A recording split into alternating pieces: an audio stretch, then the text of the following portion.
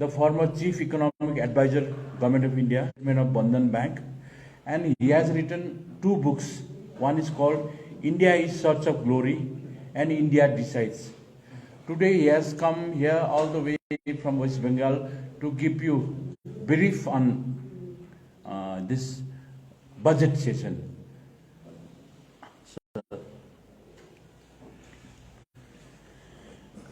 Thank you very much.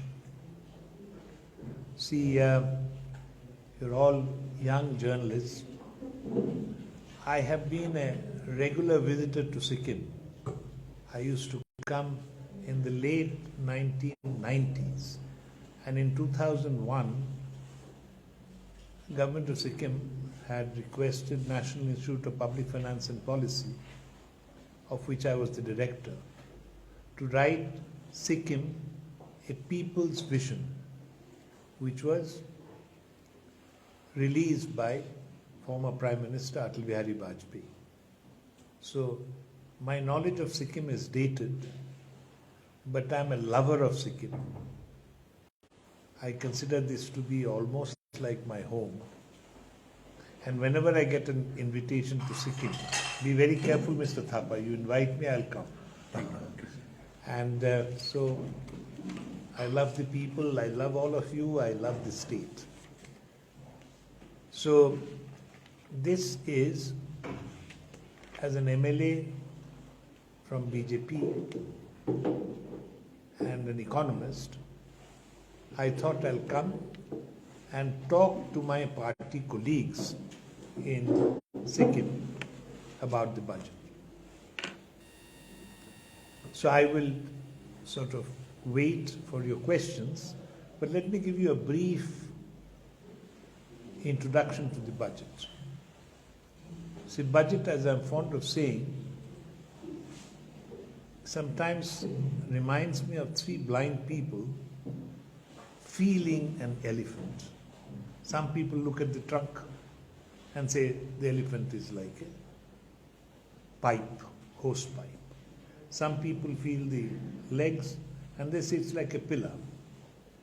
But budget is a huge document, few thousand pages. See, Government of India, or let me say the Union government, spends about 1/6 of the money that the country spends. 16 to 17% of what is spent in the country is spent by Government of India, Union government. So, the budget is an annual financial statement, and the Lok Sabha and the Rajya Sabha passes it. The government cannot spend any money without parliamentary authorization. Like in Sikkim, it cannot spend any money unless the Vidhan Sabha has given its approval. Similarly, the government cannot tax unless the parliament has given approval to those taxes. Now, what you must look at is the overall thing about the budget. Many times we get sort of waylaid. We only ask, tax ka kya hua? Personal income tax ka kya hua? Or you'll ask, what have they done for agriculture? They're important questions, but there is the overall thing. So let me give you some of the overall things that guide the budget. See, the budget is in the context of, you know that there was the COVID pandemic. So, the economy, like everywhere in the world, it fell like this. And people are saying it'll take a long time to bounce back. But it bounced back. So it fell like this and bounced back. So that's why it's called a V-shaped recovery. The V-shaped recovery has taken place. But 21, 22, there was slight deceleration in the growth rate. So the government had to be careful. Second, while growth needs to be boosted, at the same time inflation is a problem. I mean, what you want is growth and low inflation. If growth is low, inflation is low, you can stimulate demand. If growth is high, inflation is high, you can contract. When growth is not that buoyant, but inflation is high, you need to have a balance. And mind you, this balance is in the context of some really good performance by the Indian economy. The Modi government, or the NDA government under Narendra Modi, came to power in 2014. From 2013-14 to 2020-21 or 21-22, the Indian economy per capita income has doubled. India has become from the 10th largest economy to the 5th largest economy in the world. And India is the fastest growing large economy in the world. But at the same time, it's fiscal prudence. So what the government has done, I think the government needs to be complimented that it has managed to stimulate growth while maintaining macroeconomic prudence. That's the first thing. And mind you, this has been done because of the uncertainty in the world. What is the uncertainty about? You're all journalists, so I don't need to tell you that there is a war between Ukraine and Russia, and we don't know where it is going. Second, because of this war, and Russia being a large supplier of hydrocarbon, that is petroleum, diesel, or crude petroleum, energy prices are slightly vulnerable. Third, because energy prices were vulnerable and the COVID pandemic, inflation was high in most countries. So many countries in the world are thinking of increasing their interest rates. You know, the Federal Reserve Bank of America, United States, has increased it already. Many of the European countries and Australia have increased it. So when the interest rate goes up in one bank and you put your money in another bank, you take your money and go to the bank that is offering higher interest. So similarly, that happens with countries. So it is in this context that I claim, and I think you'll agree, that the government of India has introduced the BJP government, the NDA government, with Narendra Modi as Prime Minister and Nirmala Sitharaman as Finance Minister, has presented a commendable budget for 2023-24. So, first thing is fiscal consolidation. What has the government done? Now, mind you, this is a pre-election year. 2024 is the Lok Sabha election. This is the last full budget before the election. And you know how politicians many times introduce these freebies or populist measures to attract votes. But this government has resisted that temptation. Not only has it resisted that temptation, what it has done, it had promised to bring down the fiscal deficit. Fiscal deficit is basically the government's income, how much the income falls short of its expenditure. It has brought it down from 6.4% of GDP in 2000.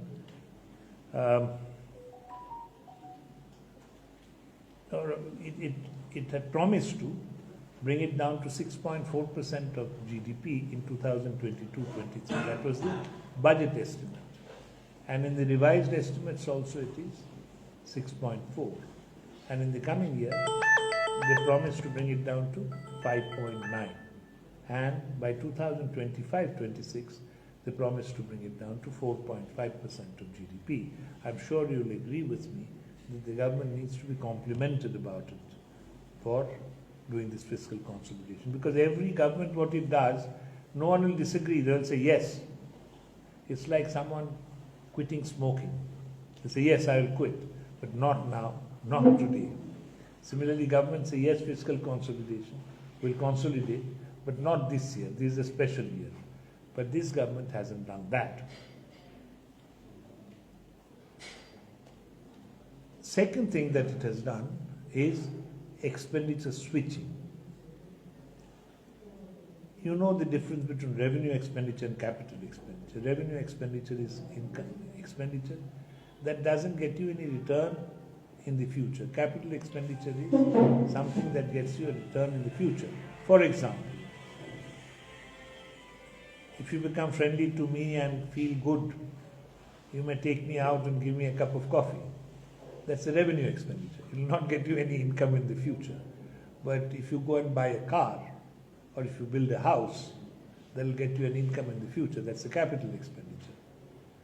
And the government of India, what it has done, it has switched expenditure from revenue to capital. It has increased capital expenditure from 7.5 lakh crore to 10 lakh crore, which is an increase of almost 1/3. Not one, almost, it's increase of 1/3.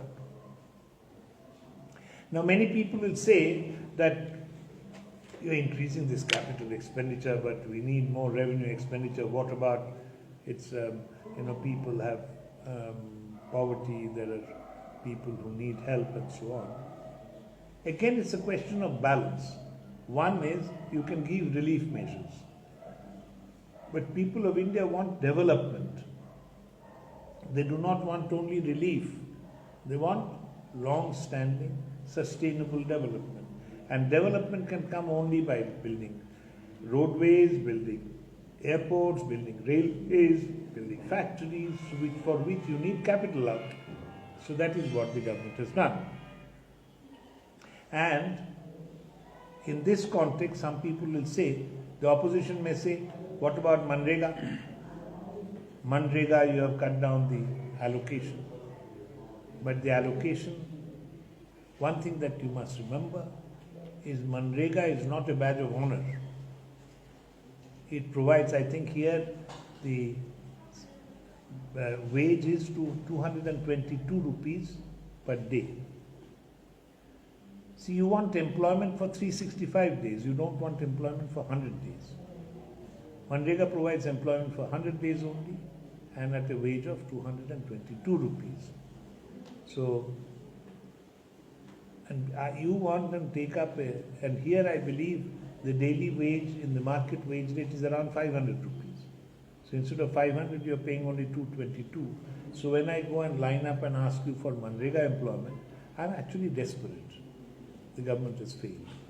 So I think Manrega, the need for Manrega at the time of COVID pandemic was definitely very elevated. And now that COVID is over, if things get to normal, Manrega demand should be lower. And if we implement Manrega without corruption, without going to the wrong people, then Manrega demand should be lower than what it was during COVID times. And secondly, the government has always said that Manrega is a right-based entitlement. So if need be, it will be augmented. And I've spoken for a long time. I'll just mention a few things about what it has done for youth and children.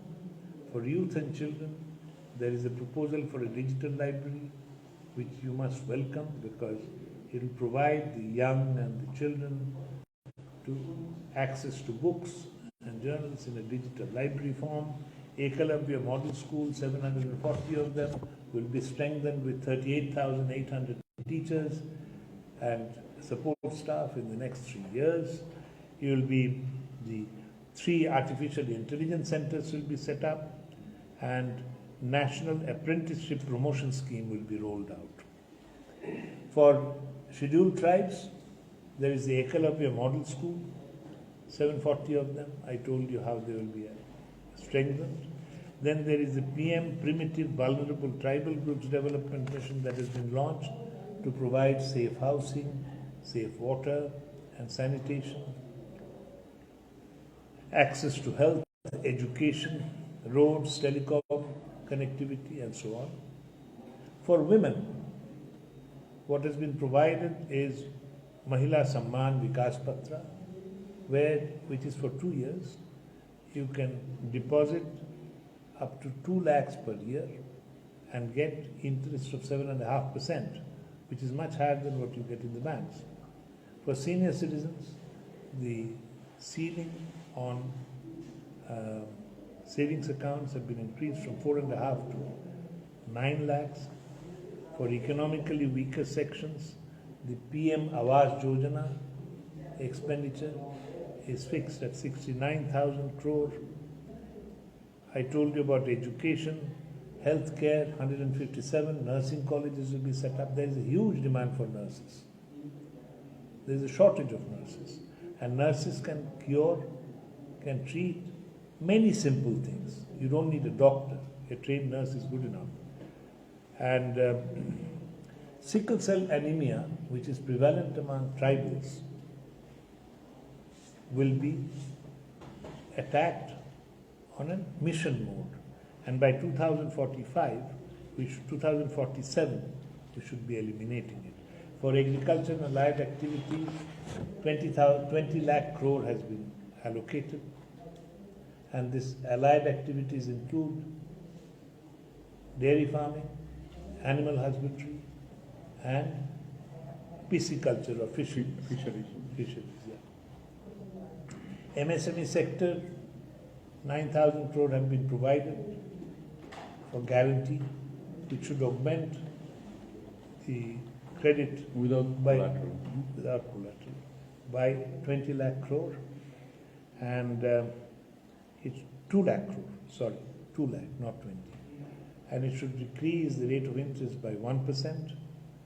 Investment expenditure, I already told you. Ease of doing business is very much there. Indian Railways, organic farming will be promoted, and I'm very happy. I've been in between in Sikkim. I came with the 15th Finance Commission, but I haven't come and sat with you friends like this.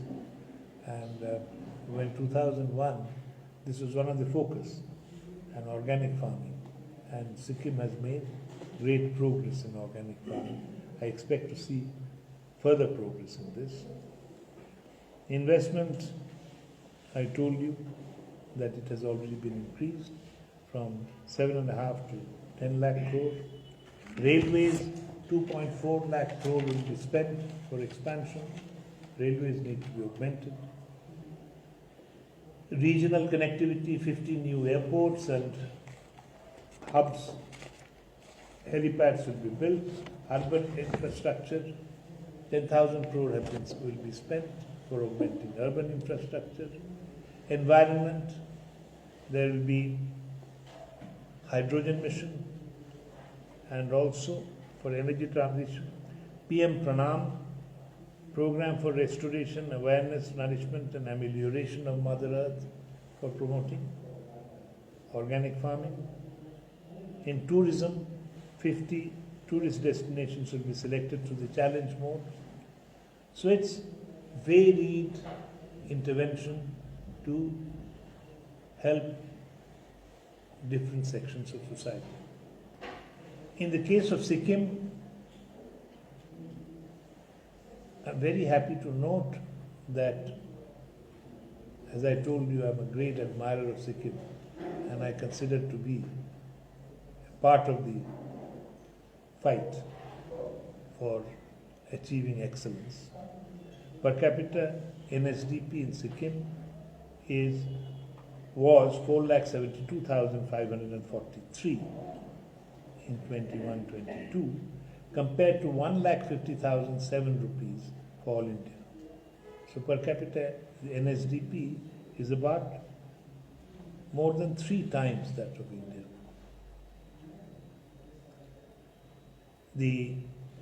Not only is it high compared to India, it has grown faster from 2013-14, that is when the last year of the UPA government. From the last year of the UPA government to 2021-22, the All India figure has only doubled. But for Sikkim it has increased 2.5 times. In 21-22 there was the new scheme that was launched, Prime Minister's Development Initiative for Northeast Region, PM Divine. So that is going on. And that it's Northeastern Council, Sikkim is very much apart from Arunachal, Assam, Manipur, Meghalaya, Mizoram, Nagaland and Tripura. Infrastructure projects have been funded. And here, I was happy to learn from my party colleagues that work is going on in Pelling and Sangachoiling in West Sikkim, where 64 crore was included for the viability gap funding. And there is the other ropeway, eco-friendly ropeway from Dhapat to Balidingha. Am I pronouncing it all right? I've never been to Balidunga. Balidunga, yeah. I've been to Yumthang, and I expect to go to Yumthang this time. Mr. Thapa will invite me. Even if he doesn't, I'll force him to invite me to go to Yumthang and see the rhododendron forest in blue. That ropeway also there is progress. There is dedicated service for the management of pediatric and adult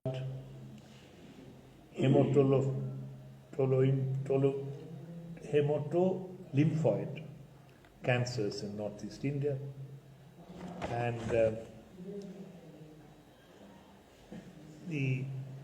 I'm also happy that Manrega implementation in Sikkim has also given the local bodies a greater role, which has been reported in newspapers. And railways in the Northeast, 10,988 crore have been allotted. And when I came yesterday I came late night, so I couldn't see. I believe the railway construction is going on. And hopefully one day I'll be coming to, will it come all the way to Gangtok? No. Rangpo, okay. I'll get down at Rangpo, you'll pick me up, sir. And so the agenda for the NDA government is very clear. Sustained development with help for the economically weaker sections. I'll stop here. If you have any questions, I'm there too. I'll try and answer. I have a question. It Yes. doesn't directly deal with the budget in Sikkim, but central budget. Now, every time we hear that budget for defense is being, either maintained as it is or increased, but we never see an improvement at the border. We see them soldiers working with hand, removing all that, snow, ice, everything. They don't get any modern equipment to do it. So what is the reason after all that? And nothing is done on the border, because we are concerned because it is just nearby, that. Ma'am, I have been to many borders, including Nathula here. I can't give you an answer. Maybe with the topography, maybe with the problem of transportation. I'm not an expert to answer you that question. You need to ask a defense expert. Sir, प्रधानमंत्री ग्राम सड़क योजना है, इसमें इस बार budget में कितना है? और जो सिक्किम के संदर्भ में बात करें तो प्रधानमंत्री ग्राम सड़क योजना के जितने भी सड़कें हैं सिक्किम में आज के डेट में कैसी कंडीशन में उसका मेंटेनेंस ठीक से नहीं हो रहा है। उसके लिए हिल्स एरिया में प्रधानमंत्री ग्राम सड़क योजना के रोड को मेंटेन करने के लिए कोई एक्स्ट्रा बजट एलोकेशन किया गया है? इसके बारे में मैं तो आपका नंबर मैं बता नहीं पाऊंगा, क्योंकि वो तो गूगल से आप निकाल सकते हैं। It will be in the expenditure budget, demand for grants में होगा। नंबर तो बुढ़ा बनते जा रहा हूँ, मैं याद नहीं रहता, तो इसलिए I can't give you that answer कितना करोड़ है कितना हजार का। सेकंड क्वेश्चन बहुत अहम सवाल है।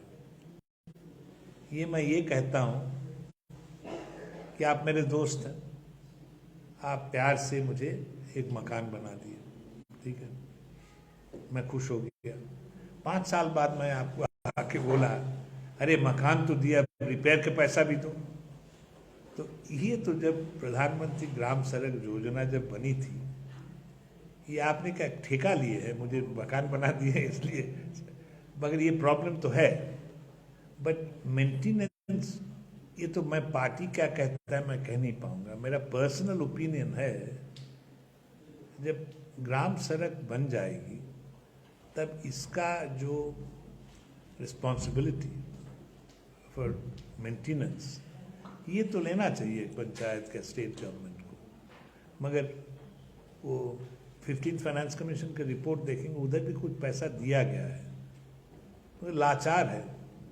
आप मकान बना के दिए मुझे, आप अगर जाके देखें कि ये बहुत खराब हालत है. नहीं मगर सिक्किम के संदर्भ में क्या बोला जाता है, ये टेक्निकली है कि नहीं मेरे को भी पता नहीं है. आपको इकोनॉमिक एडवाइजर आपका अच्छे से पता होगा.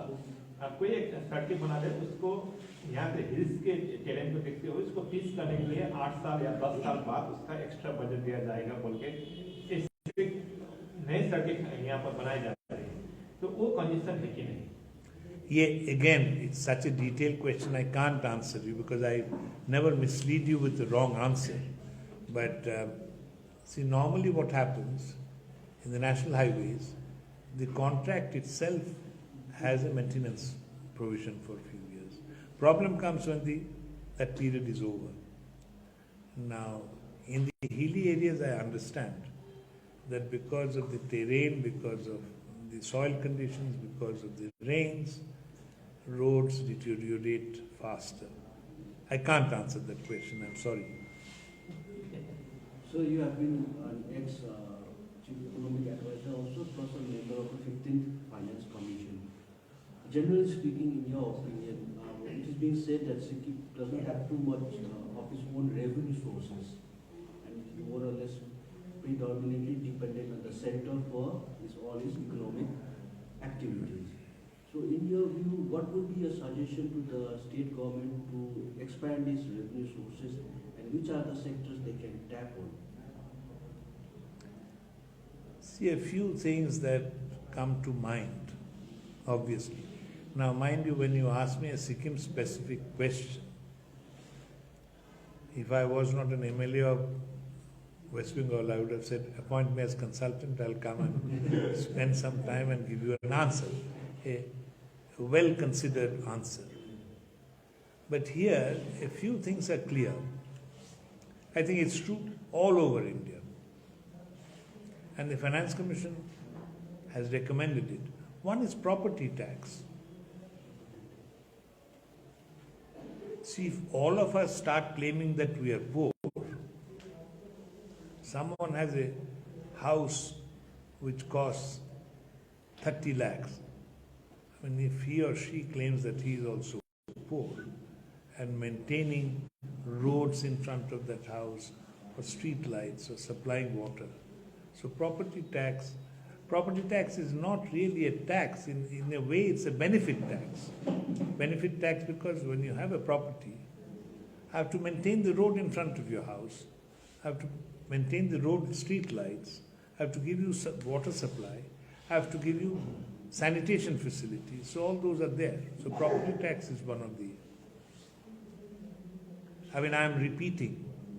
See, you as a BJP man, you're asking me to tell you in public what the government should tax, and immediately the opposition will start because the problem with populist politics is they'll say, spend more, tax less, don't have deficit. Three are incompatible. You can't have that. If you say spend more, then you have to tax more. If you say tax less, then you have to spend less. But problem with populist politics is it's never that. So I'll give you that. I think I've spoken enough about what are the revenue sources that can be. Excise, I don't know how much the government is getting from liquor. The excise. Doing Very well, marginal. better than all others. Percentage like that. No, better than all others meaning maybe it's because in Sikkim we drink a lot. But when we drink a lot compared to the per capita consumption, whether the tax is good, I don't know the details. And I'll just give you a broad answer. You see, if you look at the states' own revenues, some of the states are doing quite well. Maharashtra, Tamil Nadu, offhandly, haven't looked at the numbers. but the eastern states differ, and Sikkim, I think, can do better.